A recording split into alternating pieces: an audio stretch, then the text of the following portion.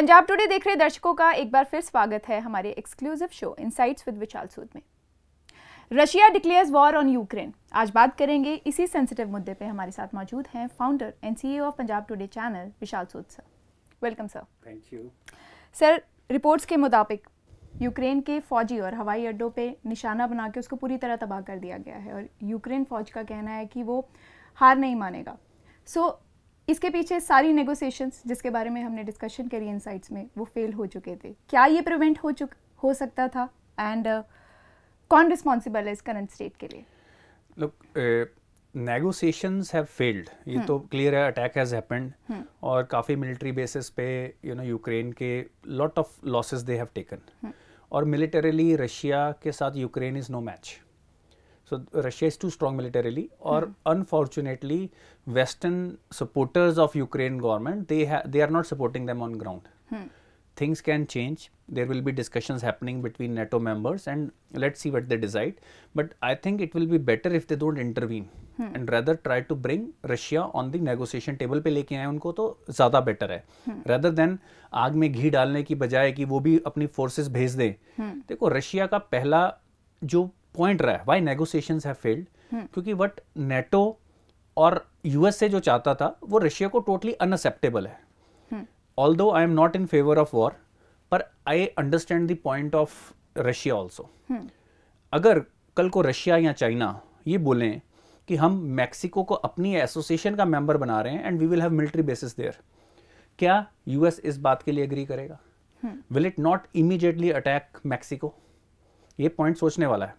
Immediately, within a minute, they will attack Mexico, even if they think about joining any alliance with Russia or China, या किसी और country की भी हम बात कर लें। So it is very very important कि कुछ चीज़ें नॉन नेगोशिएबल होती हैं फ्रॉम द सिक्योरिटी परस्पेक्टिव। मैं हालांकि ये बोलूँगा कि पुतिन को, president Putin should have given more time to negotiations. ये बात तो उन्होंने एब्सोल्युटली क्लियर कर दी थी। नवंबर से बिल्डअप हो रहा है, डिस्कशन चल रही है कि उन्होंने क्लियर कट सिग्नल दे दिए थे कि नाटो का मेंबर बनना यूक्रेन को अब अगर वो वेस्टर्न अलायंस बन गया तो वो एक कांस्टेंट सिक्योरिटी थ्रेट है रशिया के लिए। एंड इट, और कोई भी देश which is always has been active in geopolitics, वो ये वाली चीजें अप्रिशिएट नहीं करेगा, एक्सेप्ट ही नहीं करेगा किसी भी कॉस्ट पे। आज वेस्टर्न मीडिया ये बोल रहा है कि it is an attack on democracy and expansionary view of Putin, कि पुतिन हमेशा से ये चाहते थे कि पुरानी रशियन एम्पायर आ जाए। देखो, पुतिन इज अ पैट्रियट, वो चाहेंगे कि भाई मेरे देश की पुरानी ग्लोरी आए और वो ये देश अलग अलग है।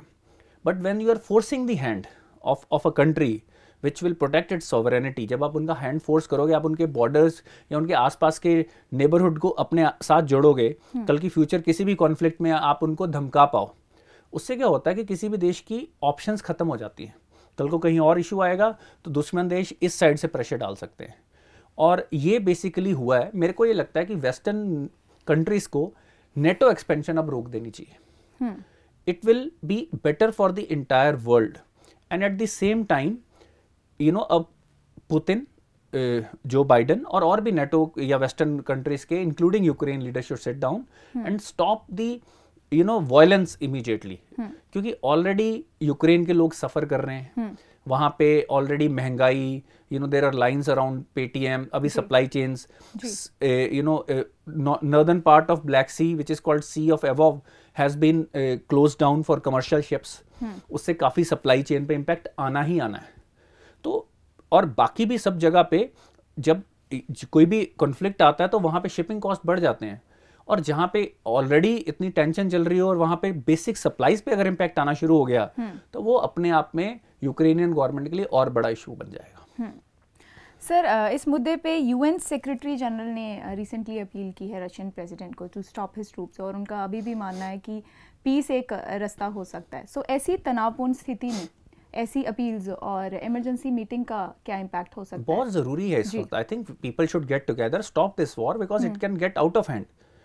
हमने पिछले शो में भी डिस्कस किया था कि Europe has been the bed of almost all the global wars. अगर हम वर्ल्ड वॉर्स की बात करें, it started from some place of Europe only because of their aspirations and their blocks. तो ये बड़ा जरूरी है कि United nation should play its role very wisely. देखो, यूनाइटेड नेशन पे ये हमेशा इल्जाम लगता रहा है कि they play to the tune of United States, although Russia is also a permanent member, तो उनके पास वीटो पावर है।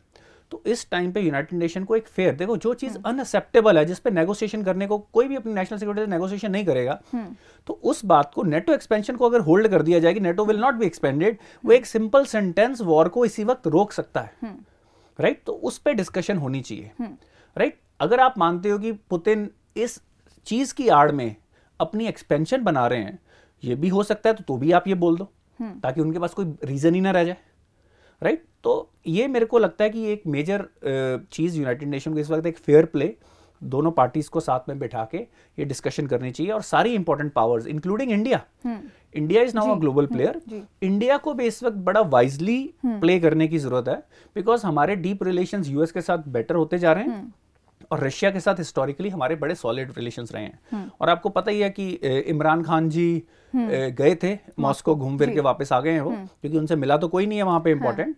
तो बेसिकली ये इस टाइम पे फॉरेन पॉलिसी आपकी बहुत इंपॉर्टेंट होती जा रही है। कोई भी देश अपनी फॉरेन पॉलिसी को अगर सही मैनेज करता है तो they can make an impact, it provides them certain security, alliance, business opportunities. तो एक स्ट्रॉन्ग फॉरेन पॉलिसी इंडिया की भी बहुत क्रिटिकल रहेगी, एंड हाउ दे मैनेज, एक बड़ी टाइट वॉक है। देखो एक तरफ वेस्टर्न जो कंट्रीज हैं वो हमारे फॉरेन मिनिस्टर से पूछ रही हैं कि ये तो प्रिंसिपल का सवाल है, अगर अगर एक देश को अलग किया जाता है तो they are trying to equate with Indian situation, पर फैक्ट ऐसा नहीं है, ये फॉल्स इक्वेशन है। इंडिया का बड़ा प्रिंसिपल स्टैंड रहा है, तो इंडिया को वेस्टर्न झांसे में भी आने की जरूरत नहीं है कि भाई क्योंकि हम आपको एक जगह पे सपोर्ट करेंगे तो आप, it is not an analogous situation. ये सिचुएशन है बिल्कुल डीहाइफनेट करने की जरूरत है, और एक बैलेंस तरीके से एक फेयर रोल मेरे को लगता है जो इस वक्त इंडिया प्ले कर सकती है वो कोई और कंट्री नहीं प्ले कर सकता, because India has a global presence also. India एक पावरफुल कंट्री है, दोनों के साथ अच्छे रिलेशंस हैं, और एक बैलेंस तरीके से इंडिया अगर ये रोल प्ले करेगा तो फ्यूचर में इंडिया की ग्लोबल जियोपॉलिटिक्स में जो पावर है और इन्फ्लुएंस है, जो सॉफ्ट पावर जिसको हम बोलते हैं, वो बढ़ेगी। सो वेस्टर्न नेशंस की आपने बात करी, they are extending support to Ukraine. हम यूएस यूके की बात करते हैं तो they are supplying weapons, Germany medical facility देने की बात कर रही है। ये जो कोलैबोरेटिव मेजर्स हैं अगेंस्ट रशियन प्रेसिडेंट, इस पे रशिया को कितना नुकसान हो सकता है? देखो नुकसान तो होगा, war is costly, and I am thankful कि मॉडर्न इकोनॉमी इस तरीके से चलती है कि वॉर सबका नुकसान करती है। देखो अगर वॉर प्रॉफिटेबल हो गई तो ये सारे एंड में it is all about economics, तो लोग वॉर ही करते रहेंगे। So fortunately, war is not a profitable option for any country. Russia will also suffer. Those Western economies will also suffer, and Ukraine will also suffer. तो war इसीलिए अब काफ़ी time से एक ग्लोबल लेवल पे बड़ी वॉर्स नहीं होती हैं, और इस इंसिडेंट को भी समहाउ मैनेज किया जाएगा। तो अगर वो वेपन्स वगैरह वहाँ भेज रहे हैं तो आप तो फिर कॉन्फ्लिक्ट को प्रोलॉन्ग कर रहे हो। अगर आप वेपन्स भेज रहे हो, you are prolonging the conflict. इसको इस तरीके से भी देखा जा सकता है, बट सपोर्ट देनी चाहिए। रशिया को भी ये वॉर कॉस्टली पड़े तभी वॉर रुकेगी। अगर रशिया के लिए कॉस्ट नहीं हुई तो रशिया भी वॉर करता रहेगा। सो ये जो फाइनेंशियल इंप्लीकेशंस उनके लिए बन रही हैं, ये सारी डिटरेंस है वॉर को रोकने के लिए। तो वॉर को जितना कॉस्टली किया जाए उतना अच्छा है, ताकि लोग डिस्कशन टेबल पे जल्दी आए। Sir, cutting Russia out of Swift financial system, आपने इकोनॉमी की बात करी, तो रशियन इकोनॉमी पे क्या इम्पैक्ट? देखो उनकी जो भी पेमेंट्स हैं रुक जाएंगी, इसका बहुत मेजर इम्पैक्ट आएगा, राइट? जो भी उनके, इससे क्या होता है कि लोकल सपोर्ट कम होती है वॉर के लिए, वही again it makes war costly. अगर उनकी पेमेंट्स रुक जाएंगी, उनके साथ बिजनेस करना मुश्किल हो जाएगा दूसरे देशों को। आज ग्लोबल इकोनॉमी आपस में बहुत अच्छे तरीके से कनेक्टेड है, तो अपने आप एक डोमेस्टिक प्रेशर भी बनेगा कि war should not be prolonged. इसका ये इम्पैक्ट आएगा रशिया के ऊपर। देखिए हम किसी और चैनल की तरह, Punjab Today will always have a balanced approach. We will not say कि one is wrong and other is wrong. हमेशा there are two sides of it, and these are very complex situations. तो Russia के लिए भी अगर ये costly रहेगा, हम रशिया के रीजंस भी अंडरस्टैंड करते हैं, but at the same time war को इम्बोल्डन करना भी सही नहीं है। तो हमें रशिया के लिए भी इसको कॉस्टली ही रखना है, ताकि ये वॉर छोटी से छोटी रहे। तो ये जो इकोनॉमिक सैंक्शंस है, they are a good way to stop a war. और पर अनफॉर्चुनेटली ये यूक्रेन के काम नहीं आने वाली है। यूक्रेन के लोग तो वहां पे लड़ाई में इन्वॉल्व हैं। अब वो उसका इम्पैक्ट 2-3 महीने में आएगा। 2-3 महीने तो आप वॉर नहीं ना झेल सकते। तो ये स्विफ्ट सैंक्शंस में क्या होगा कि वो ग्लोबल इकोनॉमी से कट ऑफ हो जाएंगे, ठीक है? उनके बिजनेस अपॉर्चुनिटीज या कॉन्ट्रैक्ट्स कैंसिल होने शुरू हो जाएंगे। The cost of doing business with Russia will increase. Rouble के ऊपर लोग कितना ट्रस्ट करते हैं उनको अपनी उसके ऊपर करना पड़ेगा। अब इसमें चाइना को एक पॉजिटिव रोल प्ले करने की ज़रूरत है, जो चाइना ने कभी भी हिस्टोरिकली नहीं किया, because China is always adding fuel to fire, because उसकी तरफ से यूएस का ध्यान हटता है। तो इस वक्त it is very very important कि चाइना का इन्फ्लुएंस इस वॉर पे ना आए, क्योंकि उनके इंटरेस्ट में है कि ये वॉर या कॉन्फ्लिक्ट बढ़े, ताकि रशिया और चाइना यूएस दोनों वीक भी हों और फोकस उनका रहे और वो अपनी एक्सपेंशन दूसरी डायरेक्शन में लेते रहें। इम्पैक्ट का ही विश्लेषण करें तो what would be the impact of same in India? India की बात करें हम, देखिए इंडिया के लिए already you look at the stock prices, Sensex कितना गिर चुका है, right? At the same time supplies और costly, we are still lot of import happens from all across, so cost हम ऑलरेडी ये सप्लाई क्रंच फेस कर रहे थे पिछले कुछ टाइम से। आप चाहे इलेक्ट्रॉनिक कंपोनेंट्स, हर चीज़ के कॉस्ट कितने बड़े पड़े हैं। फॉर्चुनेटली हम फूड के मामले में सेल्फ सफिशिएंट हैं, राइट? एनर्जी कॉस्ट हमारा इंपोर्ट बिल बहुत ज़्यादा है, वो बहुत ज़्यादा बढ़ जाएगा। हालांकि it could be seen as an opportunity कि हम वो उस इंपोर्ट सब्स्टिट्यूशन करें, हम रिन्यूएबल एनर्जी और उन पे आएँ, तो ये उन चीज़ों को और वाइबल कर देगा। ये हमने डिटेल में कल भी डिस्कस किया था। But in the short term हमारे ग्रोथ रेट पे ये मेजर इम्पैक्ट डालने वाला है, हमारी स्टॉक मार्केट पे इम्पैक्ट डालने वाला है, और बेसिकली रशिया के साथ भी हमारे बिजनेस एसोसिएशन है, वेस्टर्न इकोनॉमी के साथ हैं, तो इन सब चीज़ों पे ये मेजर इम्पैक्ट डालने वाला है। पर इसमें इकोनॉमी के अलावा हमें जो lives of people involve is also something very critical. हमारे 1500 भारतीय अभी भी वहाँ पे हैं, I hope they are safe. उनको वापस लाने का ये एक मैं ये अप्रिशिएट करूँगा कि अब हमारी गवर्नमेंट प्रोएक्टिवली हमारे सिटीजन्स को वापस लाने में लगती है और जल्दी से उनको भी वापस लेके आए। But again not just Indian lives, जहाँ पे भी हम एड दे सकते हैं, चाहे यूक्रेन में जहाँ पे भी क्राइसिस है, at least humanitarian aid we should support. खाना हो, राशन हो, जैसे हमने अफगानिस्तान में भी अभी ट्रक्स भेजे हैं, lot of trucks have been sent for food to support. देखो ह्यूमैनिटेरियन सपोर्ट देने से भी इंडिया की सॉफ्ट पावर भी बढ़ेगी, बट इंडिया स्टैंड्स फॉर वो भी दिखेगा। तो ये सारी चीज़ें इस वक्त क्रिटिकल हैं। सर, इस मुद्दे से रिलेटेड आखिरी सवाल, आपने बताया कि पाकिस्तान पीएम इमरान खान की जो रिसेंट विजिट हुई मॉस्को में, शायद उनकी मुलाकात किसी से नहीं हुई, लेकिन ऐसी विजिट्स का कोई असर हो सकता है इंडियन रिलेशनशिप्स पे? देखो डेफिनेटली हो सकता है, it depends on what Pakistan has to offer. But आज वर्ल्ड स्टेटस में, पावर में जहाँ पे इंडिया है, Pakistan is not an issue for us right now. Pakistan एक डिस्टर्बेंस है। पाकिस्तान आज हर पावर के हाथ का एक टूल है। Pakistan is a country to hire. लोग कहते हैं कि कंट्रीज हैव आर्मीज, वहाँ पे army has a country, everything is run through the army of Pakistan, they decide. So now they have उन्होंने अपने देश को बहुत ही डिबेस कर दिया है, अपने देश को बहुत ही एक गलत नाम दे दिया। एक कंट्री की एक मर्यादा होती है। आज वहाँ पे आर्मी के लोग, सबको दुनिया को पता है कि उनके जर्नल्स को पैसे दो और उनसे कहीं पे भी कुछ भी करवा लो, वहाँ पे टेररिस्ट को ट्रेन करवा लो, किसी कंट्री की पीस डिस्टर्ब कर दो। अनफॉर्चुनेटली वो हमारे नेबरहुड में, ये हमारा सबसे बड़ा डेंजरस सिचुएशन है कि पाकिस्तान जैसी, वो अब एक, it's not a country, it's an organization, it is a mercenary organisation.